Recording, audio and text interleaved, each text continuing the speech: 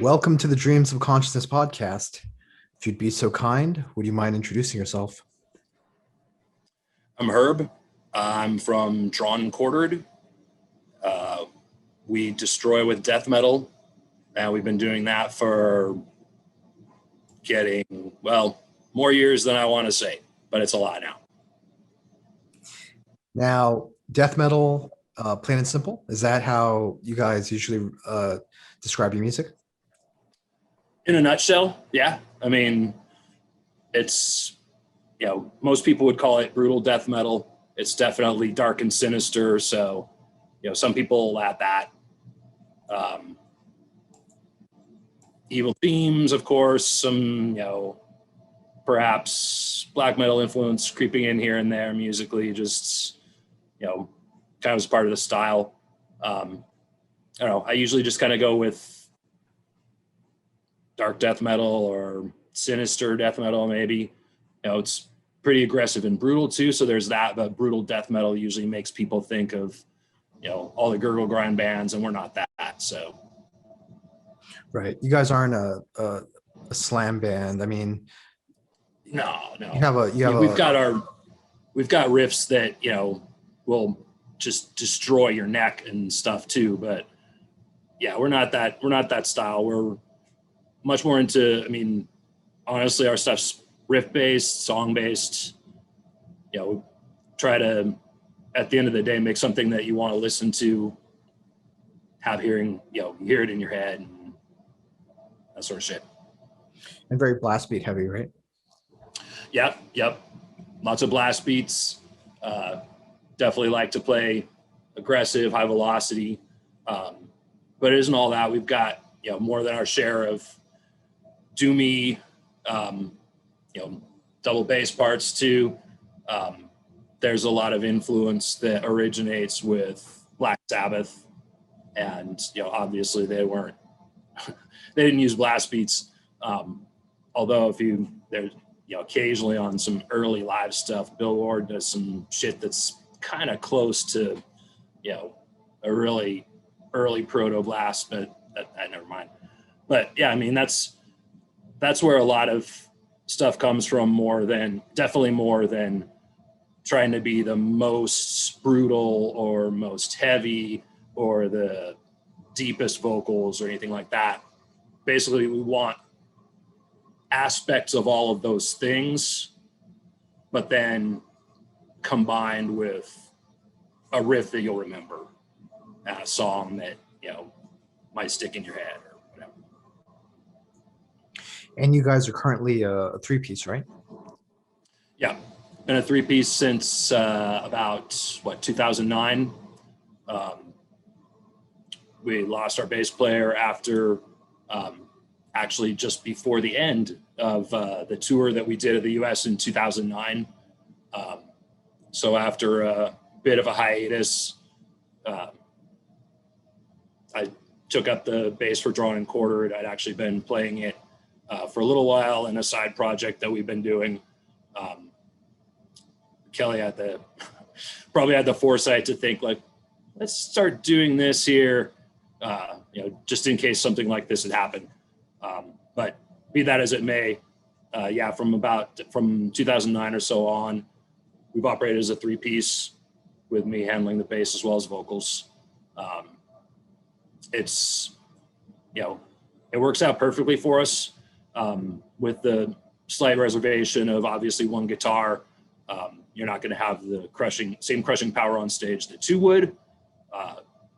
Kelly's gotten really good over time at being able to play two guitar parts kind of at the same time sometimes, but can't do that and play a solo.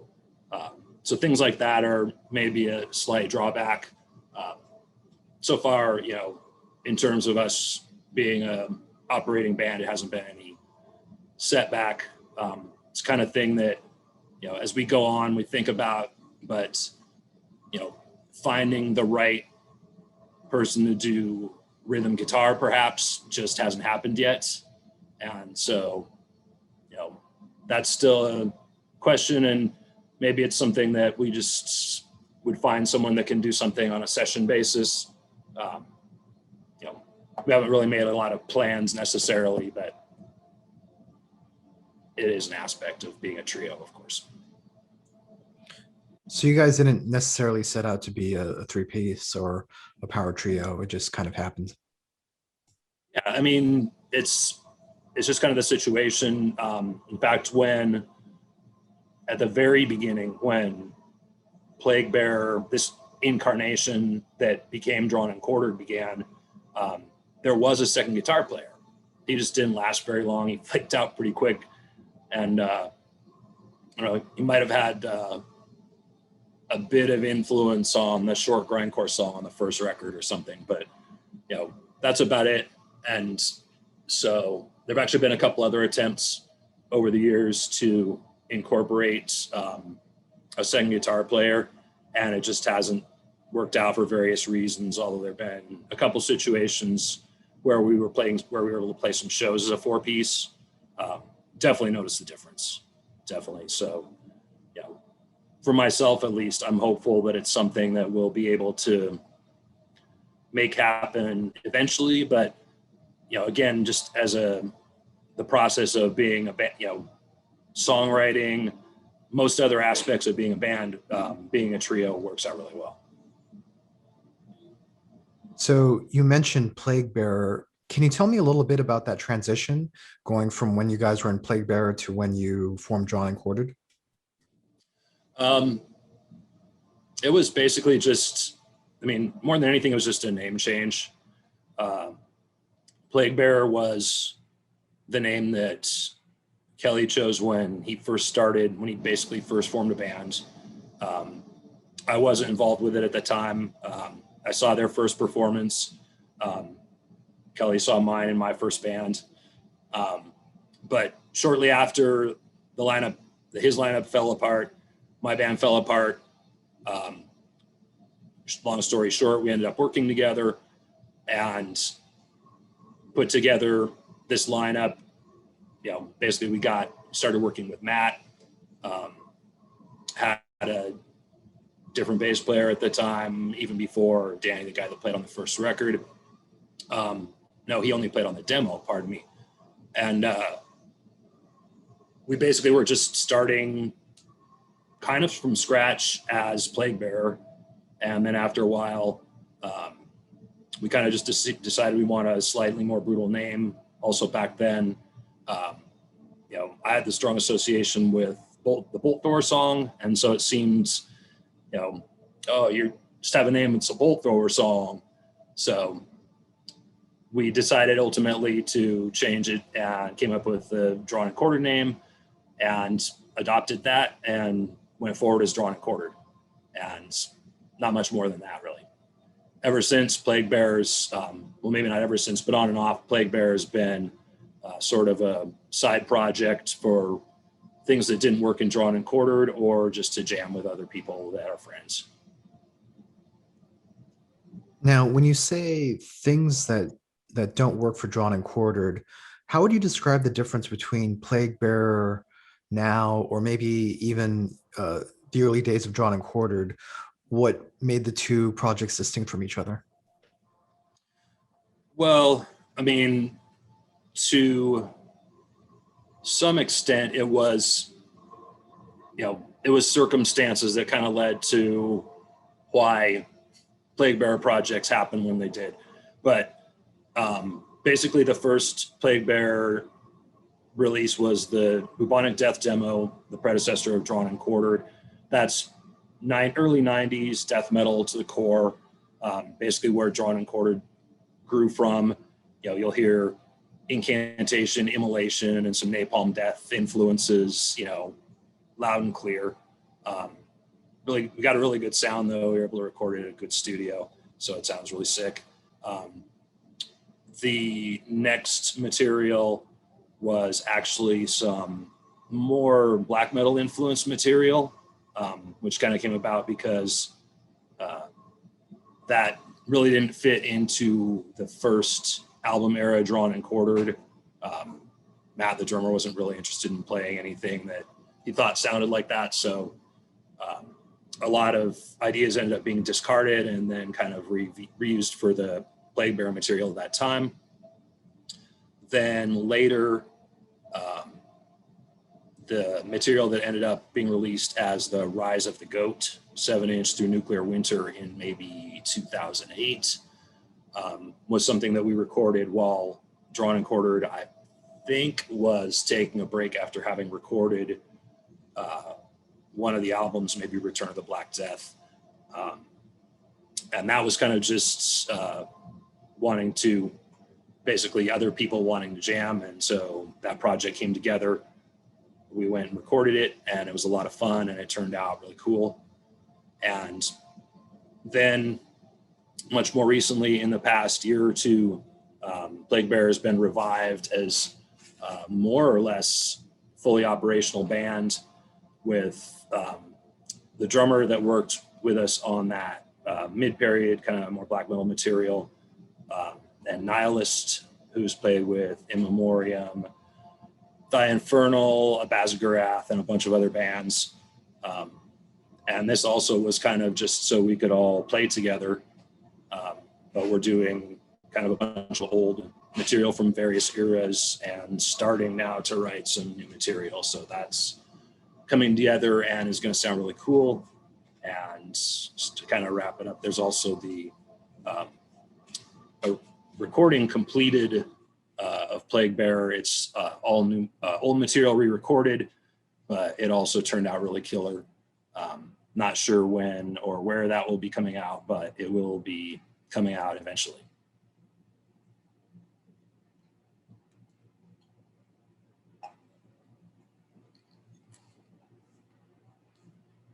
Have you guys always been based in Seattle?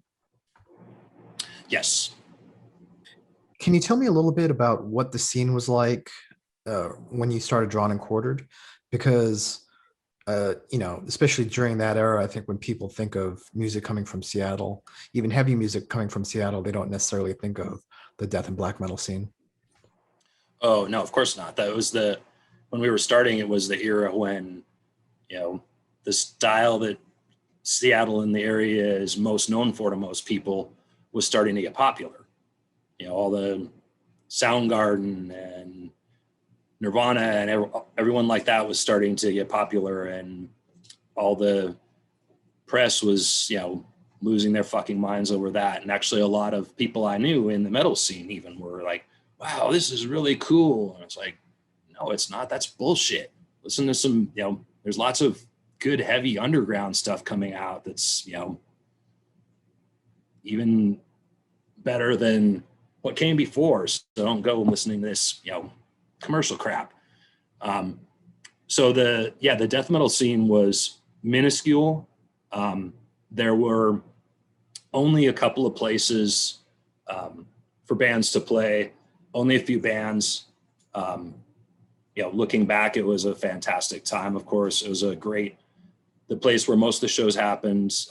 The Lake Union Pub is long gone. It was a tiny punk rock type dive, and obviously someone's like, let some metal shows happen too, and the bands basically played for beer.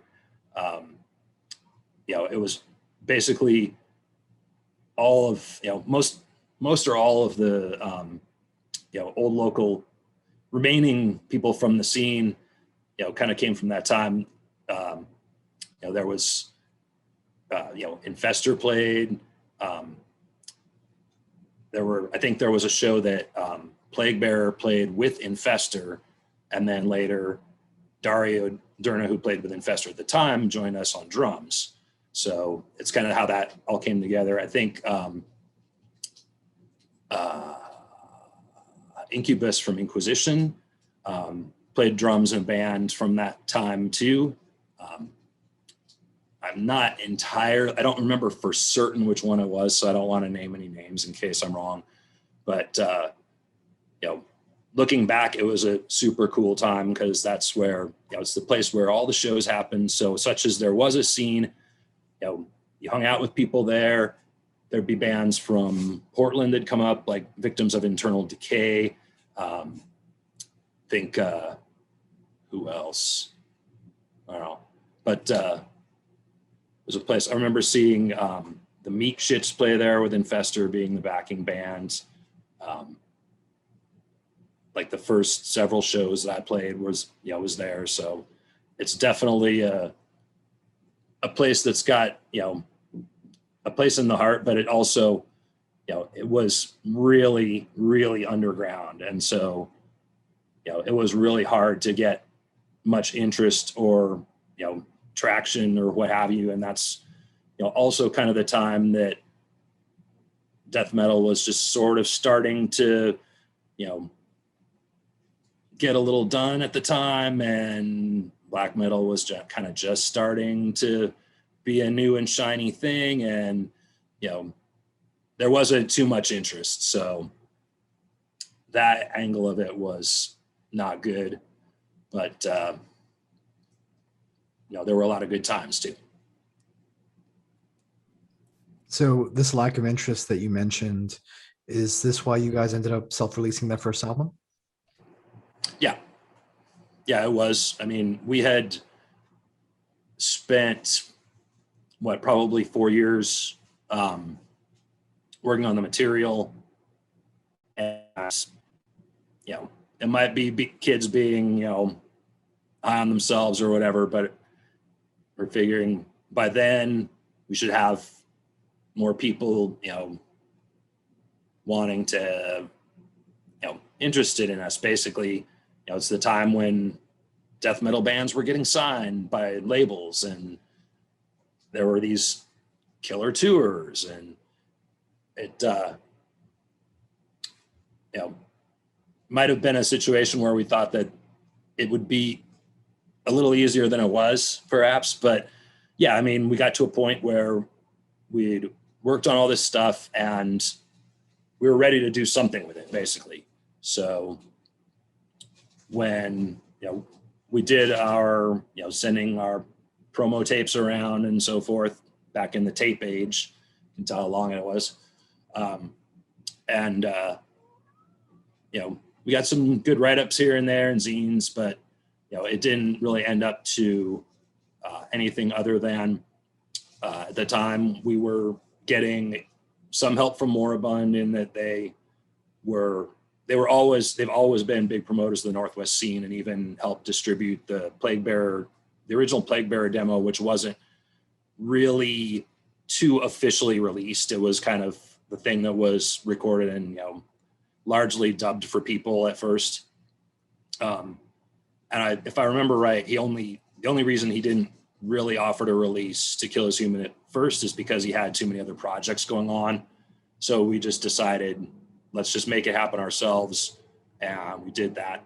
And that was that. And then ultimately, I think the next year we got it out ourselves in 98, and Moribund reissued it in 99. When did you guys first start touring and playing out of state?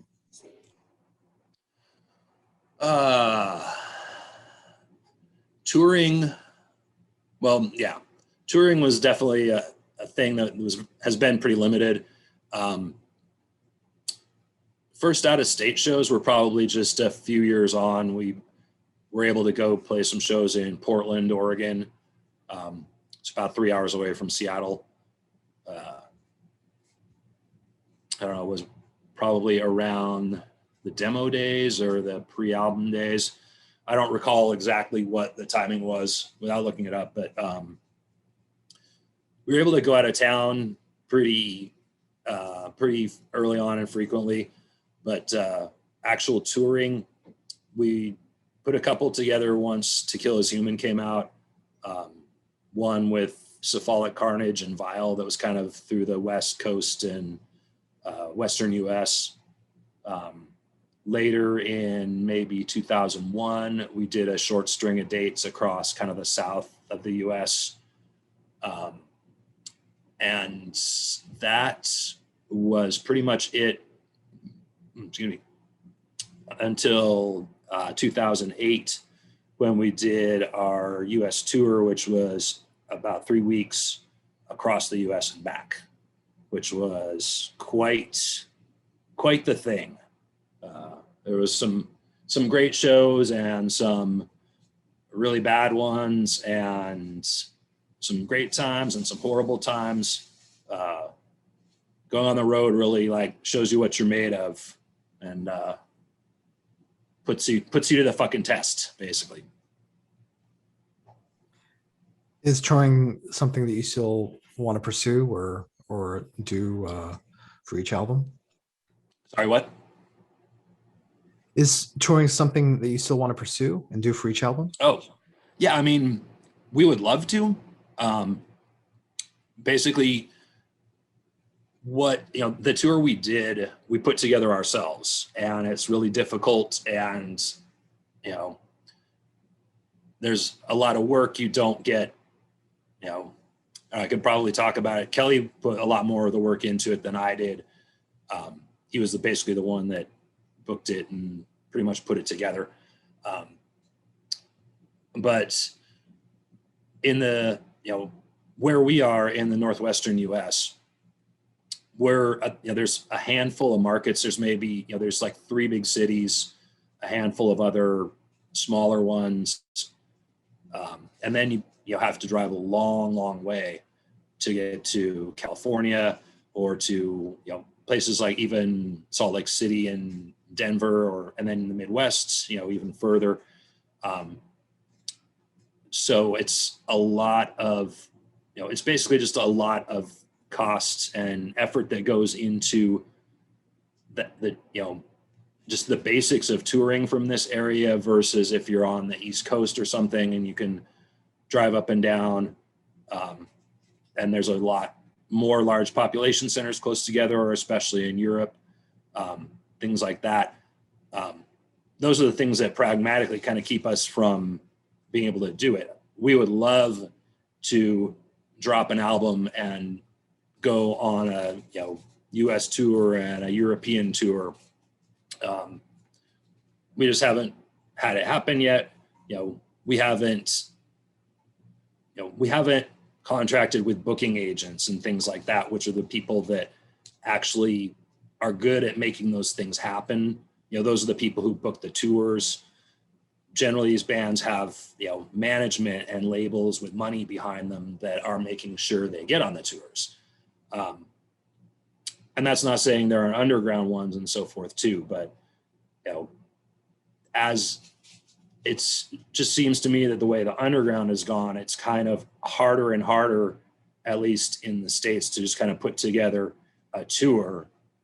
And so that's why so much of what we've been doing since has kind of been somewhat more limited, either kind of fly-in things or, we did a amazing mini tour of Japan in 2018. And actually that was put together by someone that's been helping do some management work for us recently. And so that's the kind of thing that helps make those things happen a little more. And, then there's the other aspect too of, touring doesn't necessarily pay your rent. And none of us are, young kids living off mom's couch and can just, go on the road for 6 months, no problem. But, realistically, yeah, we'd love to be able to do an album and, get an opportunity to do a couple weeks on the road to help promote it. That's what, helps get your stuff in front of more people. And we just haven't been able to really do that in the right way yet. So when you formed the band, death metal as a genre was in a pretty bad place. You mentioned that black metal started to become much more prominent, much more popular. By the time you guys released that first album, things had started to turn around. When did you notice a change? Well, I mean, for what I think, as we released albums, we gradually were starting to get more interests. There was a bit of a little style shift after To Kill Is Human, when we got Dario in the band. We released a few albums that kind of got, gradually more and more interest. But what seemed to me to be the biggest difference, honestly, has been more recently with probably the, dawn of the internet and social media and more people being able to more easily listen to more music and more easily spread it. And it's kind of funny for me to say that because I'm a kind of non-internet and media guy, and that's not what's but I feel like it's in the more recent years that people have gotten more, that there's been more interest in drawn and quartered, and I think it's partly been because we've also, like in 2010, we released Feeding Hell's Furnace. That was helped, I think, that it was released on a European label, on Nuclear Winter, which has some underground cred, and also got us a good a European label is going to help get us a lot more exposure there that there might not have been before when our releases are coming out on a US one. And there's also been kind of more recently, it just seems a little more interest as there've been more bands that have helped kind of bring death metal back from the grave, so to speak. I can obviously point to a band like Dead Congregation. Not all that different from what we've been doing. They put their own little spin on it and got a great album out at the right time in front of the right people and did great. And then some other bands as well have just kind of helped give broader visibility to the genre at large. And then there's also lastly just longevity, and if you just stick around, gradually more and more people are going to notice you, and going to just get bigger and more popular. I mean, could point to a band like the perfect example is Nunslaughter. They've been around forever, never fucking given up, and they're still cranking shit out. Everybody knows who they are. How do you guys typically write songs?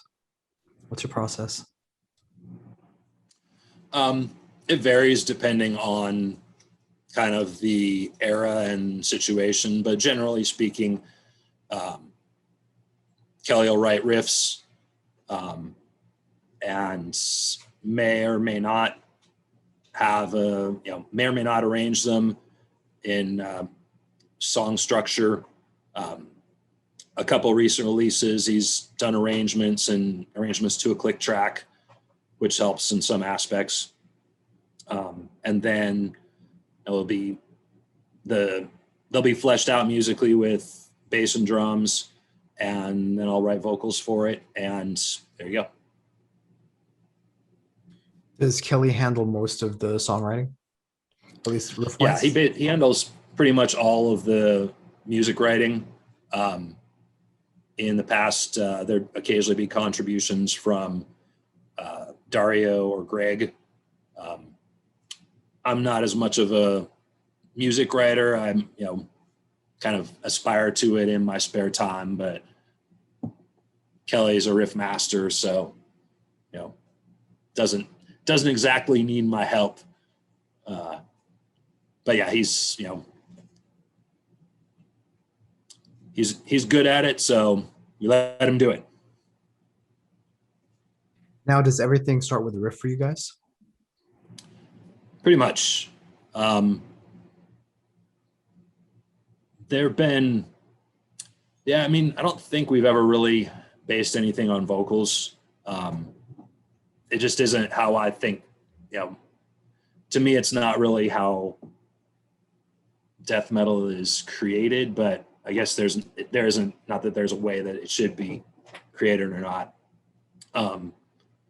It's pretty much always based mainly on the riff and the song, and then the the lyrics follow. I've always tended to want to try to complement the music with the lyrics as much as I can. So I really like to have a song in as finished a form as possible to write to, so I can, feel the full vibes of it. And, this is a part that's not as creepy as that part. So put vocals in the part that's less creepy, or maybe they work better in the creepier part, or things like that. So that works. That's always worked best for us, I think. But, it's the kind of thing that we might consider in the future. So let's talk about Congregation Pestilence. It's your Yeah. latest release, and it came out at the beginning of July of this year through Crusader Productions. Tell me a little bit about the album. 4 days ago. Excellent. Sorry, what was that? Just tell me a little bit about the album. Well, it's awesome. A lot of people like it. Sounds great. It's a combination of some songs. There's 5 songs that come from the Proliferation of Disease demo recording that we did a few years ago, that we re-recorded in improved versions, basically. And then there's 4 new songs that were originally put together for a split release that didn't end up happening, or something like that. I might be confusing things now. But basically we ended up with that not happening. Because it was first the 4 songs. And so we were going to record the 4. And then kind of during the process of getting ready to record, made the decision that we might as well re-record the Proliferation of Disease songs that we did, which are mostly ones we've generally been playing live from that release, to make a full record, which I think, I had some initial thoughts of like re-recording old stuff, but really, if you're going to release a 4-song EP, it's going to cost people about as much as a full length is anyway. So it was the better choice. And pretty much all the old songs got a little bit of an upgrade or what have you. So it turned out really killer with the mix of songs. It's a really good pacing. The sound of it is a fucking bomb, thanks to Crusader. So we're pretty happy with it. And then, of course, it's got another masterpiece of horror from Gabriel T. Byrne on the cover, possibly his best one for us ever. So with the 5 songs that came from Proliferation of Disease and the 4 new songs that you guys recorded, most of this was done before the pandemic, right? Correct. We actually recorded it during the pandemic. It was, the songs were written, some of them long before. All of the lyrics were written or started before the pandemic, except for one. The title track was the one that was written during the pandemic, which, if you read the lyrics, it is not hard to figure out. So Plague and Pestilence are recurring themes for Drawn and Quartered. And, of course, your previous band was called Plague Bearer. Yep. Lyrically, what can you tell me about the themes on this album? Well, there's a plague theme, imagine. That is, it kind of runs through the album in places. It's kind of a lot of our themes kind of hint at similar things, disease, religion, disease, is there really a difference? And then, how kind of both of those things tend to intersect with lots and lots of death. And so then, then there's a song or two about serial killers tossed in a boot. This one, Jack the Ripper on this one. And then, a couple of random outbursts of hate too, which are things that end up in lyrics as well. And I just get, disgusted with humanity, and seems like it'd be good that if most people were dead.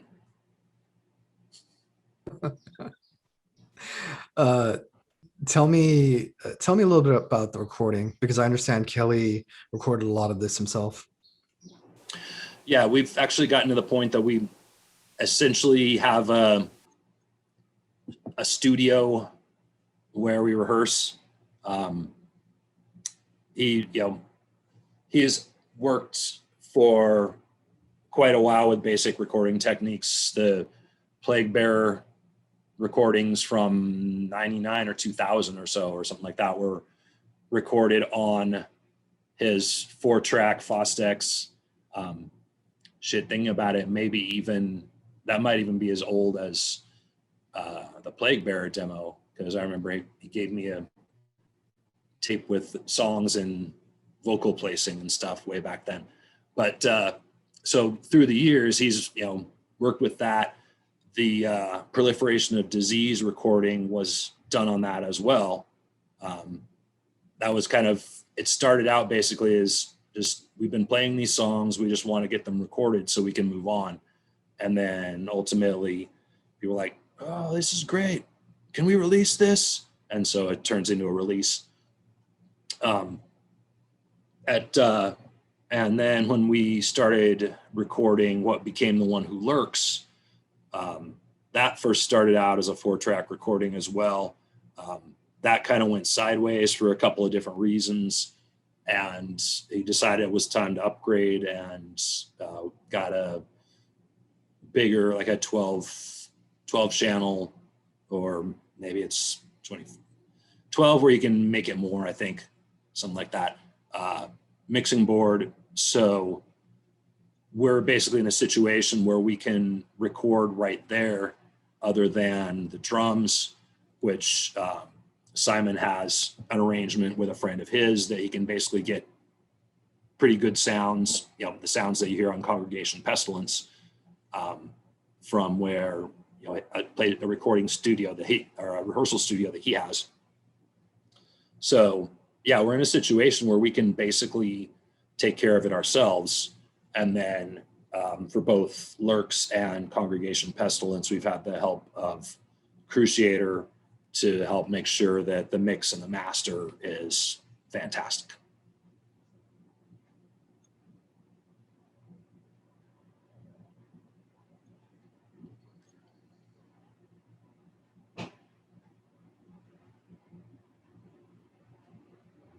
Sorry about that. No As problem. you mentioned, You're on mute. There's a lot of background noise where I am, so apologies. I need to turn off. I know how it goes. Yeah.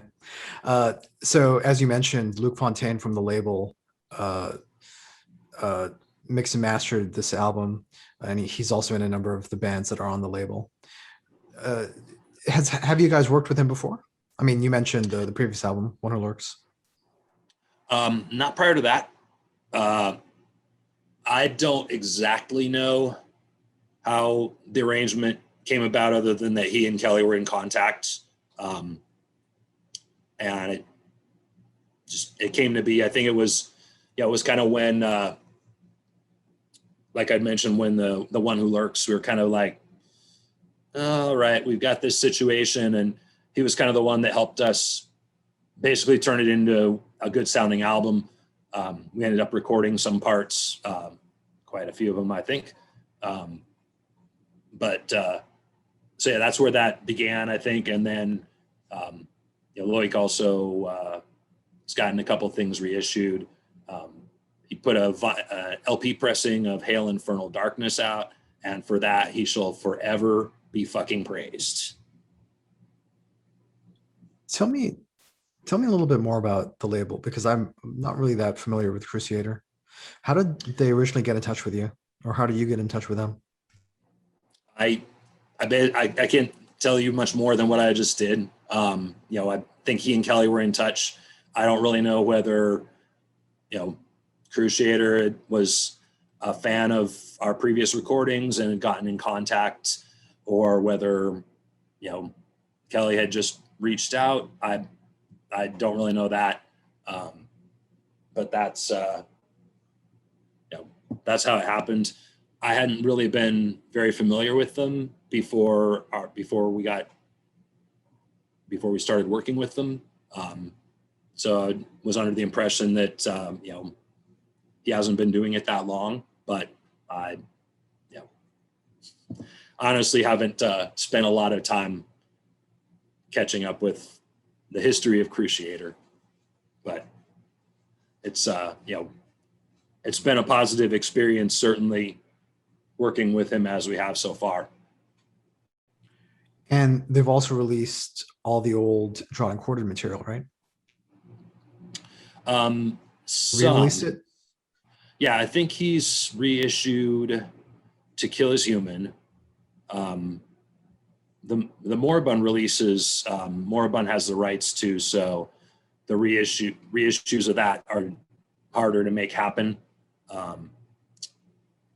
I think I think he did a reissue of Proliferation of Disease. And then Feeding Hell's Furnace is Nuclear Winter, and I think they are actually repressing or have repressed that. So I understand you guys actually have songs ready for your next album. That is correct.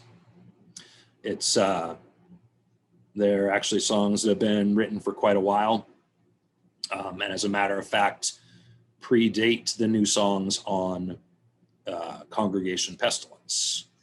It's just kind of through happenstance that we ended up recording those songs first. But yeah, it's pretty much a full length of new material. It's just going to be riffy, catchy, drawn and quartered, total fucking death. So we're all really excited to get it completed. And hopefully out relatively soon, but that's part of the idea, is that the sooner we can get it done, the sooner it's ready and it doesn't have to be rushed. As it is, there's something else that we're finishing up right now, split release with Ravenous Death from Mexico, which is going to be a little bit of a different thing. We're actually collaborating with a friend here. So the music is going to be a little bit different. It's still totally deathly, of course, but some kind of things that you might not normally hear drawn and quartered do. Going to have some collaboration and guest vocals and solos and so forth. So that's the recording of that is all but wrapped up now, and that'll be coming soon, eventually, sooner or later. I don't know exactly when, on a Mexican label, I believe, possibly Vomit Records, but I don't know that for sure. So lots more to come. Now, in terms of recording, is it going to be the same setup, more or less? I'd expect so. This newest recording, we actually did slightly more primitive and just figured out a way to get actually a pretty good drum sound just in the rehearsal space. So it'll be a little bit of a raw recording than Congregation Pestilence, certainly, but it's still going to sound killer. I expect we'll do the full length as we've done Congregation. So you guys are actually approaching your 30th anniversary. Is there anything that you guys haven't done yet that you'd still like to do?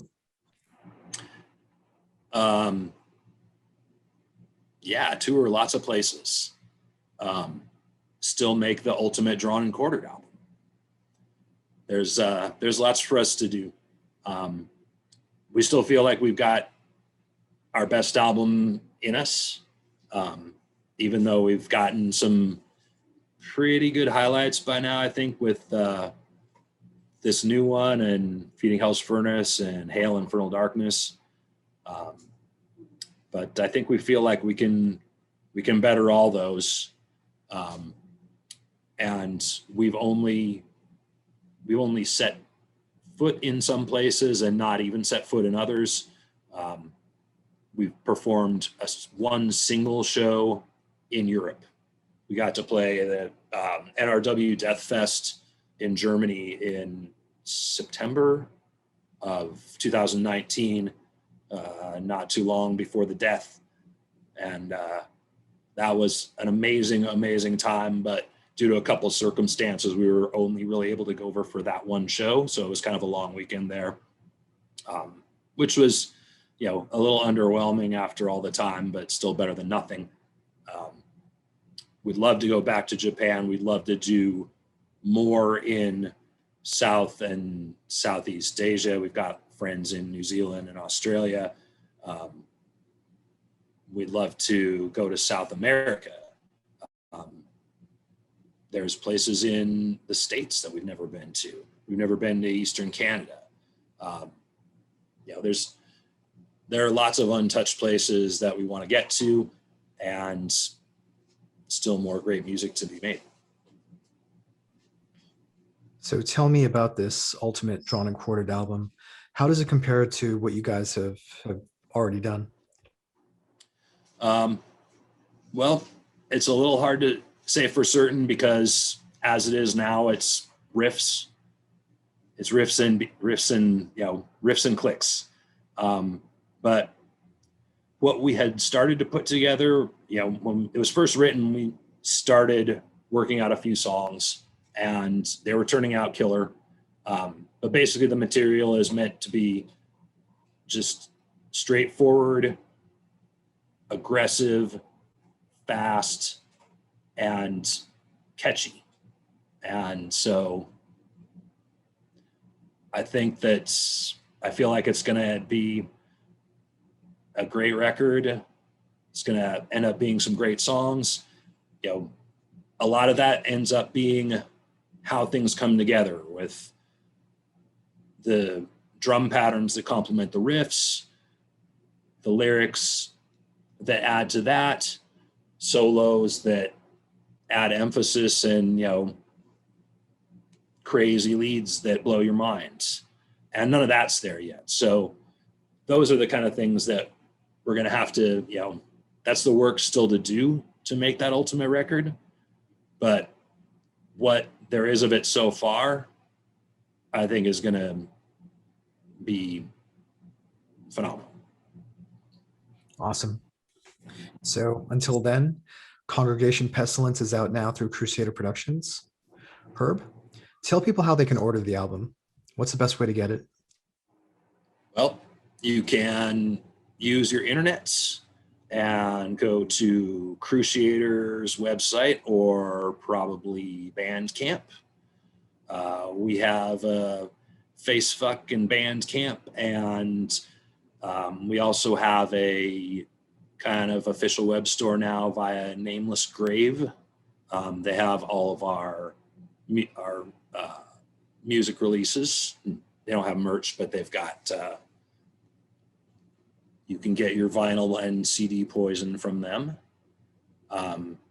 Also, look for your other good death dealers like Iron Bonehead. Obviously people like Nuclear War Now and Hell's Headbangers will have and will stock it, presumably. Check it out. Do you want to say anything about the vinyl version or any of the physical versions that are coming out? Just that you want the vinyl version, so you have the full size version of Gabriel's artwork on the cover. And of course, vinyl always sounds better. Now, what about merch? Can people get merch through the Bandcamp page? I believe so. I'm not entirely as certain about that. Probably contact us if nothing else. There's a couple of things that we're probably working on, but we don't have those set up just yet. So, keep an eye on our face, whatever, or those sorts of things, and we'll certainly announce it when we have stuff available. So I know you're not a social media guy, but for the people who do want to follow you guys online, how can they find out more about Drawn and Quartered and keep up to date on what you guys are doing? Look us up on Facebook. Excellent. Is there anything else you want to say? Hail Satan. Hail death metal. Fantastic. Hail metal. Fantastic. Thank you so much, Herb. Thank you, Adrian. It's been a pleasure.